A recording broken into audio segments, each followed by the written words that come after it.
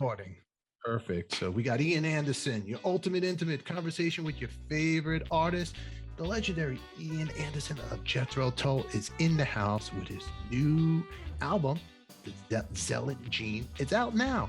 First new studio album in 19 years from Jethro Tull. That's what they say, Ian. Is this true, the rumors that I'm hearing?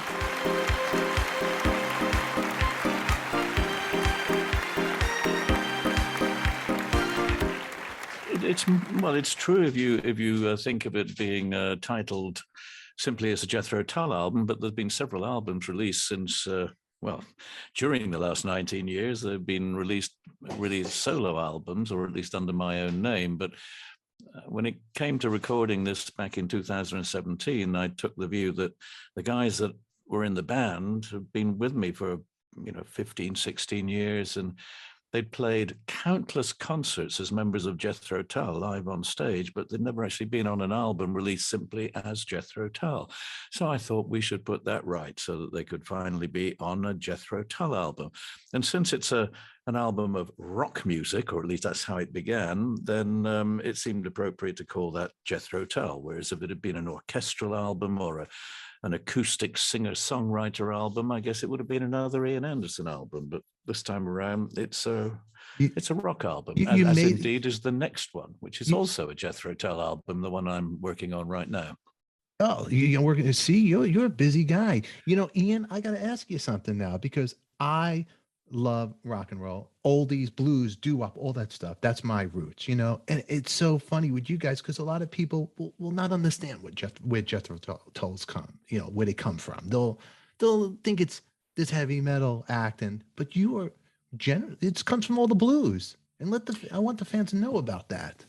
Well, it began that way back in 1967 into 68, but being a blues band was seemed a bit disingenuous, really, because I was a middle-class white boy. I wasn't from the American South. I wasn't a black person. I had no right to misappropriate the cultural significance of a music form that I deeply respected and admired. But, I didn't want to end up copying, being a pale imitator of something that I could never really legitimately claim to be part of. So even though in the early days of Jethro Tull, those first few months, we were aligned with the blues bands in London, my heart really was to move towards something a little more, what became known as progressive in 1969. It was just writing music of my own that might include some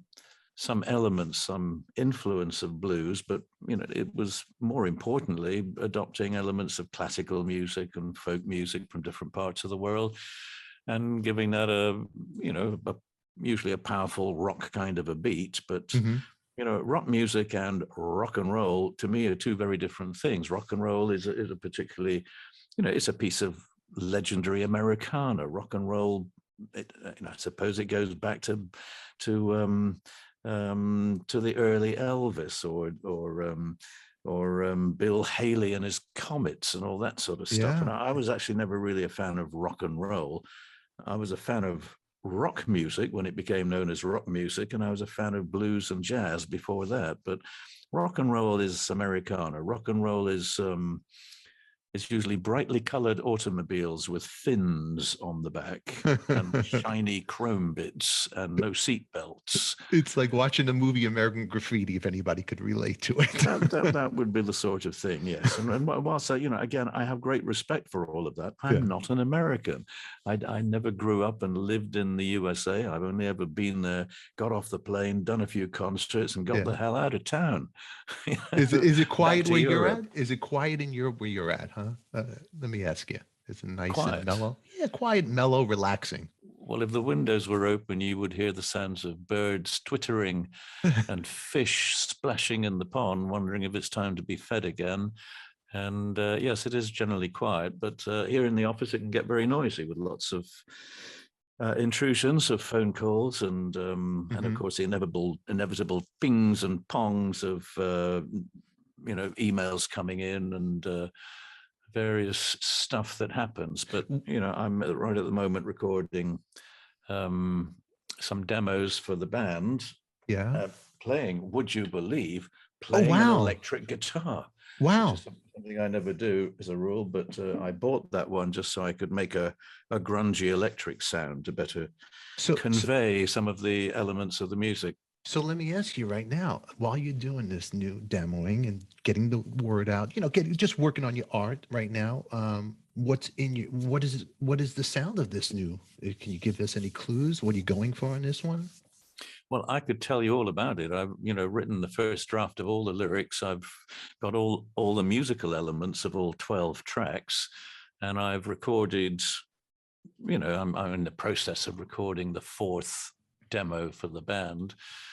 And during the next few weeks, I will finish all of that, and they will get copies of the demos and all the lyrics and the written sort of conceptual background to the album. And on June the 2nd, we will begin intermittent rehearsals and recording to try and get that wrapped up by the end of this calendar year in time for an end of March release in 2023. But as to what it's about, it must remain, for my sake, Yeah. I really don't want to talk about it until I present it to the band, Yeah. because I always reserve the right to change my mind and scrap something if I think it's no good, or Mhm. or at least perhaps radically change it. So to me, it's bad luck. I don't want to talk about the Zealot Gene until I'd actually, Yeah. really on the cusp of its release. It was time to talk about it, but not in the period before. You know what? It's like having a baby. You don't want to tell people. You have to wait for that period. And you don't want to say, "Oh, tell the world we're having a baby," because you never Well, know what that's could right. Yes, I happen. mean, Yeah. I can't tell you if the new album has a penis or one of those other things. Let me ask you, Ian, the Rock Hall of Fame, and I've heard you many times talk about the Rock Hall of Fame before. And you guys, first of all, are not a metal band, and you're a good, considered to some prog rock, and everybody knows about all this Rock and Roll Hall of Fame. It's an American thing, but it's about Dolly Parton and all that, turning it down. Well, the Rock and Roll Hall of Fame is an American institution. It's there to celebrate American music, American artists, and perhaps artists from other places that are strongly influenced by American music. Which you are. You're a Well, big I one. began that way, but I think from '69 onwards, the element of a American influence was very much on the wane. So I think I don't honestly feel that we, as a band, belong in that huge lofty world of the Mhm. great American artists of all time. And there are probably many American bands who deserve to be in the Rock and Roll Hall of Fame long before Jethro Tull. But the fact remains we've never been asked, and that's pretty, for It's me, it makes it insane. easy, because I would find it very difficult to respond if somebody said, "Oh, we've been, nominated for being, inducted into the Rock and Roll Hall of Fame." Yeah. I'd be desperately trying to, I'd probably have a hair transplant in order I could claim that I was washing my hair that night and unable to attend. I don't like those gatherings and award ceremonies and Yeah. big crowds of people and all that stuff. I just feel so out of place and embarrassed. So I am thankful that Yeah. that's never come up. And when Jethro Tull got a Grammy back in '87, luckily we were busy recording that night in England, and luckily our record company was too mean to fly us out there, even though we'd been nominated. They said, "Oh, you're not going to win. Metallica are going to win the Grammy, but we can't really to fly you guys out to Really? Los Angeles and put you in a hotel and all that stuff. There's no point really." So They wouldn't fly you out there. That's unbelievable. well, Unbelievable. it's not. I mean, if I was running a record company, I would have taken the same view. If the general grapevine said Jethro Tull, forget it, then they're never going to win that Grammy award. Metallica, they're the surefire Grammy winner, and if I was running the record company, I wouldn't want to throw away many thousands of dollars That's getting us interesting. over there just to sit in a crowd of people and drink too much champagne and get on the next plane back to England the next day. Would be a bit of a waste of everybody's time and money. So, But what's interesting about that whole thing, so nobody thought you guys were going to win it, and here you guys beat Metallica, and then it's Alice Cooper who accepted your award, correct?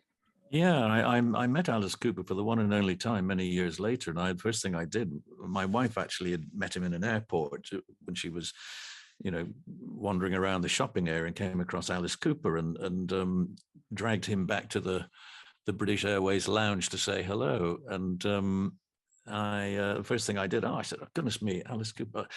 Listen, first thing I've got to say, I really must apologize for that awful, embarrassing moment when you had to step up to accept a Grammy Award on our behalf, and you were just met with catcalls and boos and hisses and general disapproval. I said, I'm so sorry. It must have been, really embarrassing and awful, but thanks for doing that. And I can't remember what he said. He didn't seem to mind too much. And No, you know what? It's so crazy. That is one of those moments in rock world, rock history. That's an important. Everybody talks about that whole that whole Grammy Award ceremony when you guys won, because it shook everybody. I think what happened was that it was a new category that year, and just for the first time, there was a category called Best Hard Rock Oblique Stroke Metal. And it was a new category. And for some reason, I suppose because it was new, record companies and other people, put their acts forward, and we just happened to have an album out that year, and they half-heartedly put our names into the hat, and we were nominated alongside Metallica, obviously, and Iggy Pop and Jane's Addiction seemed to come to mind, and a couple of others. But no one made it. No one. There was not a peep of concern or. Nobody. They just kind of blinked and went, "Oh, no, okay." So nobody was sneering and snarling, and the fact we were nominated. They just didn't think we were going to win. But the 5,000 voting members of the National Academy of Recording Arts and Sciences, when they voted for Jethro Tull, they weren't voting for Jethro Tull as a hard rock oblique stroke metal act. They were voting for us as a bunch of nice guys who'd never won a Grammy before. And since they didn't have a new category for best one-legged flute player, they had to, give us that one. You are the only one and I give you props. It's great workout. You must have strong calves because you're doing that on stage for a long time. Let me ask you, where's that award now? Do you keep it somewhere in the house or in your office? It was.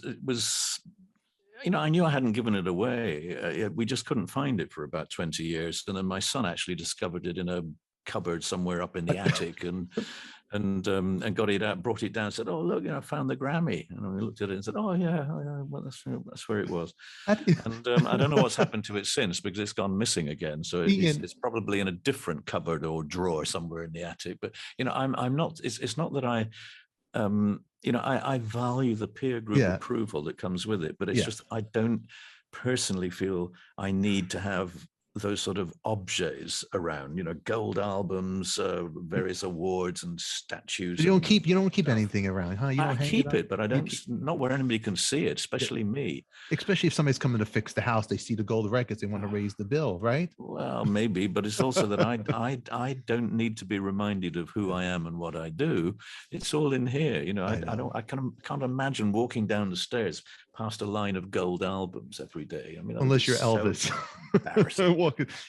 Let me ask you, I got to tell you something, because I saw your list of questions, things you don't like to answer, but there's one thing that was very important to me when I was first introduced to you guys, the Rock and Roll Circus, watching you guys jam A Song for Jeffrey with Tony Iommi on guitar.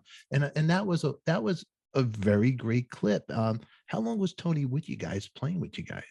About 20 minutes, because he was just miming. I was live. The other guys were on tape because we didn't have a guitar player at that point. And Tony kindly came down from Birmingham, leaving his band behind, a band called Earth, who changed their name to Black Sabbath a few months later. Yeah. But Tony came down to do that just to help us out. And, we'd met Tony a few weeks before at some gig. They played with us, and Tony and the rest of it, we got together and did, kind of a little bit of playing, fooling around. And it was discussed the possibility of Tony joining the band. But, I think we all came to the conclusion that it wasn't the right fit. And so, but Tony being a nice guy, and he was the one to call, really, because we didn't have anybody else who we could say, hey, come down to this TV show. We've just got to do this thing. It was done at very short notice. I mean, I think we were